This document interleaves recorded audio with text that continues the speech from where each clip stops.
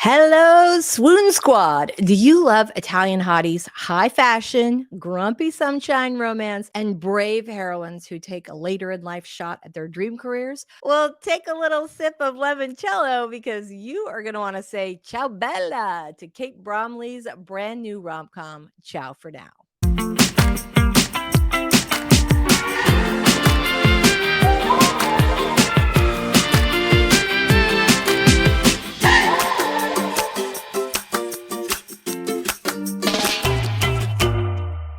Hello, Swoon Squad. Welcome to While You Are Reading, a podcast for contemporary romance readers. I'm your host, USA Today bestselling romance author Lisa Daly. So today on the show, I'm talking to Kate Bromley, who is the author of Ciao for Now, which I absolutely loved. And this book is really perfect for anyone who's ever thought that they would like to go back and and take a do-over and have another shot at that life that that they really want, that dream life that they want. I love this book. I thought it was absolutely fantastic. I am super excited because my guest today is the awesome, talented Kate Bromley, who you guys probably know because she is the author of Talk Bookish to Me, which I loved. I read this last year and loved it. And she has a brand new book out called Ciao for Now, which comes out I almost said January. Comes out June 6th, not January 6th. You guys have to wait a little longer. It was so good. Oh my gosh, it was so good. So welcome to you. Thank you. Thank you so much for having me and for reading. I'm so grateful to be here talking with you. I have to say I love this book. Why don't you give us just a quick overview of what it is about, just a little elevator speech, and then I will tell you all the parts I loved. Okay, so Ciao for Now. Here she is, the beautiful cover. Ciao for Now is about a design student who she's an adult student. Her life got a little off course, but now she is back and she is focused and she is going after her dream of becoming a fashion designer. And she is one of 3 students selected from her school to go to Rome for an internship where they will be designing and competing for a job back in New York. So on her first day there, she goes on a coffee run gone terribly wrong. And she has like a very unmeet cute with our character named Matt. And it ends up that Matt is the son of the professor that they'll be staying with while they're in Italy. So all the while she's trying to focus and work on her collection, she's also having to deal with this animosity and very inconvenient chemistry that she has with Matt. Let me just say there's a lot of chemistry with Matt. Like the chemistry is fantastic. It just leaps off the page and sizzles. It's really fantastic. I loved the opening scene that you described where she has this mishap in a coffee shop because I think it's what Vanessa Vale calls a ball rolling scene. Like it's right at the beginning and it's pretty disastrous. And it just sets the stage in such an incredible way. So there were lines that I pulled out of this book. There's one that you say, no one is universally liked save for Bob Ross, our eternal lord of the landscapes. Yeah. Let me just say, this is one of those lines, as a writer, that's kind of a throwaway line. Like you don't like this, it has no impact on the plot. And yet it was such a delicious little line. It was one of those where I'm like, okay, I'm highlighting this for social media later because it was such a great line. Thank you so much. I don't even remember where it came from. I just remember thinking, I'm like, well, who's someone universally liked? And then I would remember like coming home from school, like throwing off my backpack and like having a snack. Mm-hmm. And Bob Ross would just like be on the TV. And I'd be like, oh, I'm going to watch for like 2 minutes. And then I'm like, a half an hour later. Exactly. 17 hours later. Okay. I don't know if you know this because your kids are young, but like, people watch Bob Ross painting on Twitch. He's obviously been passed away for several years, but he lives on Twitch. You can go on anytime. Forever. Exactly. I think we all love Bob Ross. So one of the things that I love so much about this book is that it's set in Rome. I actually lived in Naples for about half a year. And so all the areas that you talk about in the book on the Amalfi Coast. So Capri, which Right there. There you go. right? Yeah, Yeah. I spent much time in Capri and Amalfi, Positano, all of those places. And so I really felt that you did such a great job of capturing Rome because it's such a magical city. And so I Mhm. was very curious because you got so many details right, including, can I talk about the boat on Capri a little bit? I mean, I feel like you can. Okay, I don't think it's too much. So if you ever go to Capri, you had the way to get into the Blue Grotto. Mhm. What is that? La Grotto Azzurra. I can't remember how Yeah. they. So if you ever go to the Blue Grotto, which is famous, and you definitely should, the way that you do it is you get onto a boat, and then you get on, and then you have to pay another guy, get onto a smaller boat, and then you get onto another boat, and then basically like you have these waves crashing against the rock. And there's a little tiny hole in the rock, and you Mhm. basically have to, like, it has to be this perfectly timed like thing where you Yes. go through the hole, and it's terrifying.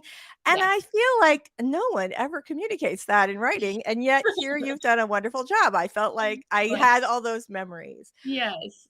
We have a lot of readers who love, love, love the tropes, and I think you have so many of my favorites in this book. We have the Grumpy Sunshine romance, which I'm a big fan of in real life and in fiction. We have the Hottie in the foreign land trope. We have Mhm. a little, I guess you already gave us one away. We have a little forced proximity. And then I don't know, is Prosecco and Mozzarella di Bufala, is that I mean, its I feel like if own? it's not, it should be. I Yeah. know, right? It should be its own trope. This book is trope-alicious. Woo! Whew. I really love that. I think one of the things that I thought was so fantastic about the book is there's so many great characters in the book, right? So we have the other design students, Holly and Marco, and they just feel like humans. They're like, you really, really get to know them. Violet has this great, who's our main character, she has this great relationship with her sister, which is like really fantastic. But let's talk about the chemistry. Because I think that's what, I mean, there's some really serious chemistry there. So I would like to know from you, Yes. first of all, because you really captured that like romance of Rome. Well, Did you go, or have you been, or did this all come in your I brain? have been. I went, when was it? The end of my junior year in college. I went for 4 weeks in the summer. And it was just like pure magic. It was just an amazing trip. The group I was with was amazing. And we just went somewhere every weekend. We went to Florence one weekend, we went to Capri one weekend. And it just always had such like a warm, wonderful place in my heart. And then I actually went back for my honeymoon, Oh, and 'cause my husband had never been, so I kinda got to show him all my favorite places, and we were there for, I think, 9 or 10 days, and, that's where I got, like, my Blue Grotto, information, mm-hmm. things like that, and it's always whenever I try to write, you enter this world for how many months, like, almost a year, for a long time. Right. I'm like, "Where do I wanna be for a year?" Right. Where do I wanna be hanging out in my head for a year? And, the answer was Rome. Right. Well, I think it's an excellent choice because I Oh, feel like I had a little mini vacation. oh, You just nailed the details. I mean, I don't know that if you haven't had that experience of spending sort of an extended period of time in a foreign country, how like magical those differences can be. And I feel like you did such a good job no, with, thank you so much. you're welcome, with capturing that. And then the other question I wanted to ask you about, because we have quite a delicious little Grumpy Sunshine relationship happening here, which happens to be one of my favorites. I personally am a sunshine myself. Aw. Uh, and I really loved the chemistry. And what I want to know is, is this your third book? My 3rd, yes. So your last one was Talk Bookish to Me, and your first one was Here for No, the Drama. Oh, the Talk other way Bookish to around. Me first, yeah, and then Here for the Drama. So it was kinda different because Talk Bookish to Me is second chance romance, they had an established past. Right. here for the drama. It was kind of like instant chemistry, but they also had this like cool friend vibe going on too. Right. This was really my first like like grumpy sunshine type of situation, and it was just so much fun. It I was right. to write. This is what I love about this trope. It's fun. I think it's So fun fun. to be in if you're cool with that kind of personality. I think it's Mhm. great that like there is something really magical about he hates everyone but you, Mhm. or most everyone but you. Agreed. He loves his mother, which is always a good sign with a gentleman. Yes. But I think that there's something like obviously the reader knows immediately where Yes. it's going to go, and it's just the tension all the way throughout the story is just so yummy. Yeah. So, I yeah. love it. It's tricky sometimes too to write because I feel like I wrote another version of the opening. And it's like you have to get just the right amount of animosity because, like, too Mhm. much, and it's like, "I Right. don't like you, like, I don't want her to get with you, like, you're not nice." Right. I don't like that. So it was very I did so many versions of the first chapter just to try to get it just the way that I wanted it, and I'm just so happy with how it turned out. You should be. I'm pretty sure you picked the right one. Thank It's you. a pretty great opening. You're really sucked in like immediately from the first page. And this is one of those books where you're like, "Yes, I know I had plans to watch Supernatural with you, honey, but I just have a few more pages." You did an excellent job. That's So, all you can hope to hear. yeah, right? So, speaking of books and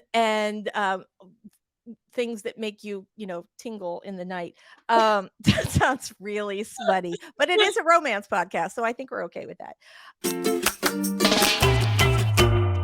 So Thank one you. of the things that I like to do is talk about what you've been reading recently, and I know you'd mentioned earlier you have small kids, and so we all understand that that means, like, sometimes just the back of a can. Yeah. So we're gonna expand recently to mean, anytime in the last decade. Yeah.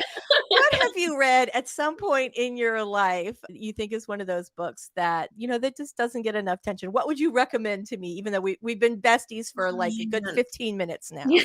now? I feel like the 2 that stuck out to me the most, but I feel like they have gotten pretty good attention was, obviously The Hating Game, The Hating Game I loved, Oh, yeah. and then It Happened One Summer. Oh Oh, my gosh, I love that book. OMG, I love it so much. I was ready to, like, pack my bags and move to Yes. port, like, I'm just gonna start a new life by the sea, and that's it. I'm married, but I'm gonna find a fisherman and just Right? Or maybe you could, convince it your was current just husband to so change good. careers.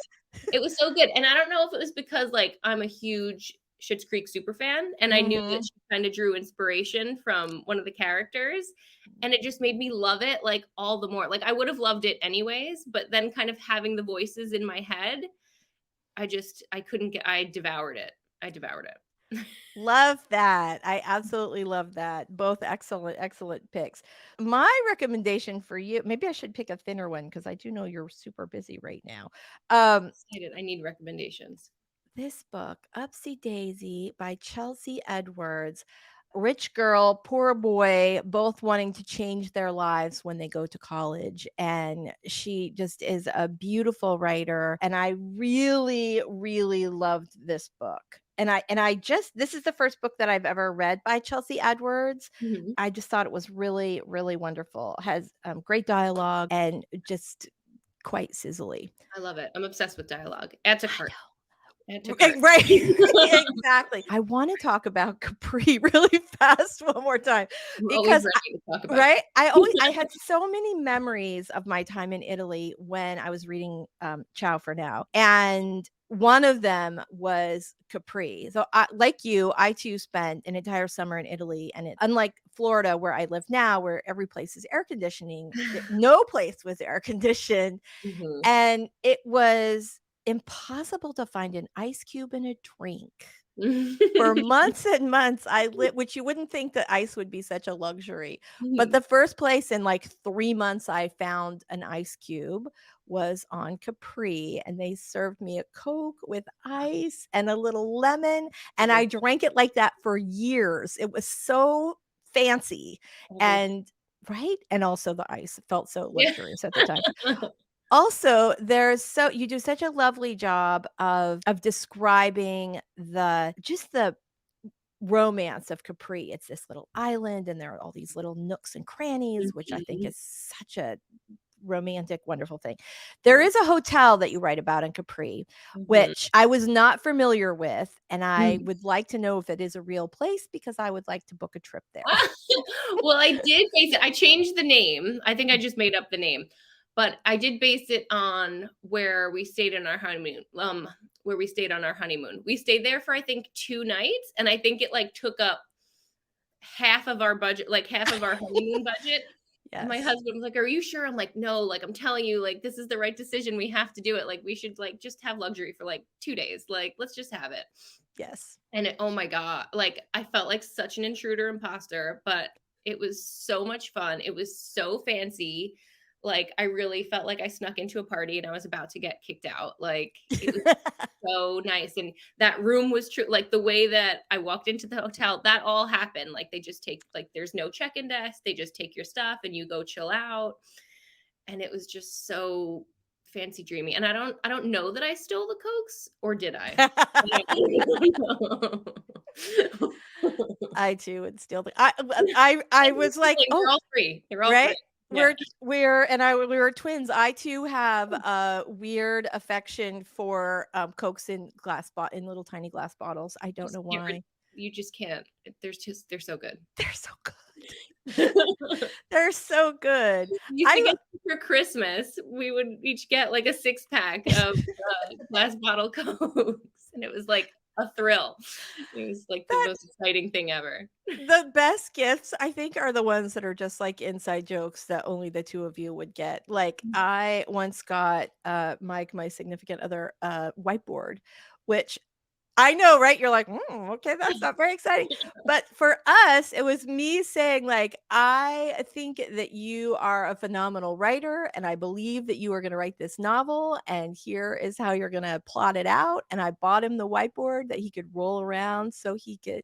And it's still in his office. I love that. I know, right? So I love that you guys would give each other little tiny bottles of Coke. It's or of whatever. It's delightful. It's delightful. Also, I have to say, not that I generally confess things, but the smuttiest thing I ever did was on Capri, and I'm just gonna leave it on that. But it's quite the inspiration, and I'm so glad that you went back there in Ciao for Now, because for me it was like a delight to remember all these things, and also it was like taking a little mini vacation when I really needed one. And I think that's probably one of the things I loved most about this book, was that it was such an escape. It felt like it was romantic, and it was funny, and it had great characters, and I could visualize all those people. The professor, whose name is escaping me right now, but who wore all the caftans. Yes, Professor Leone. Right. Do you think that we could bring caftans back? I saw that. Did you see Daisy in the Six, or Daisy Jones in the Six? Right now. Don't you want to bring caftans back? I know. I want to feel I want to feel like I have wings. I know. Absolutely true. Kate, thank you so much for being here. Where can readers find out more information about you? Yes, you can find out more on my website, katebromley.com, or you can find me on Instagram at Kate Bromley Writes. Very nice. All right. Well, thanks so much, everybody. We will see you next time. Remember, if you're reading, you're doing something awesome. Thank you. You're so welcome. Okay, Swoon Squad, if you would like to win a copy of Ciao for Now by Kate Bromley, all you need to do is go to the website whileyouarereading.com, and right down there at the bottom, you can enter to win this week's book giveaway. So we're going to be giving away a paperback of Ciao for Now by Kate Bromley, and you definitely don't want to miss this. This was actually one of my favorite books I've read so far this summer. Woo, that's a good giveaway. All right, my swoonies. Will you be my book boyfriend? Okay, so Matt is kind to his mother. He will support your dreams. He's always Natalie dressed. The fact that he can dress himself is, I always think, a plus. He's super steamy with the flirty banter. This guy really does know how to flirt. And He'll whisk you off to a super fancy resort hotel on the island of Capri and take you to the Blue Grotto. The keeper meter says this guy is a 4-ring book boyfriend. Do you want to win a copy of Kate Bromley's brand new book, Ciao for Now? Well, all you've got to do is head on over to whileyouwerereading.com. That's whileyouwerereading.com. And just at the bottom of the page there, you can enter to win a copy of this week's Book of the Week. Thanks so much for listening to the show today. Kate Bromley, again, thank you so much for being here with us. And ciao for now.